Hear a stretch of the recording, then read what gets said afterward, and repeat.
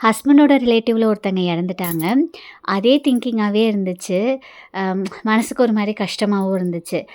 இதுக்கு மேல வீட்ல இருந்தோன்னா வேலைக்கு ஆகாது. அதுவே நெனச்சிட்டே இருப்போம்ன்னு சொல்லிட்டு 2 நாளைக்கு அக்கா வீட்டுக்கு வரலான்னு வந்தாச்சு. அதனால தான் பார்த்தீங்கன்னா, வீடியோஸ் வந்து லாஸ்ட் ஒரு 2 டேஸா வந்து குடுக்க முடியல. ப்ரெக்னன்சி டைம்ல இது வந்து மச் நீடட் பிரேக்னே வந்துட்டு சொல்லலாம். எப்பயுமே வீட்ல இருந்துட்டு ஒரே மாரி ரொட்டீனே போயிட்டு இருந்ததா, வீக்கெண்ட் சாட்டர்டே, சண்டே. ஃப்ரைடேவே வந்துட்டோம். ஆக்சுவலா வந்ததுக்கப்புறம் கொஞ்சம் லாகின் பண்ணி ஆஃபீஸ் ஒர்க்குமே பார்த்தேன். அதுக்கப்புறம் வந்து சாட்டர்டே, சண்டே வந்து ஃபுல் ரெஸ்ட் வந்து எடுத்தாச்சு. வேணுங்கிறது எல்லாமே சமைச்சு குடுத்தாங்க. முக்கியமா இந்த ரியா குட்டி தான் என்ன விட என்ஜாய் பண்ணுச்சுன்னு சொல்லணும்.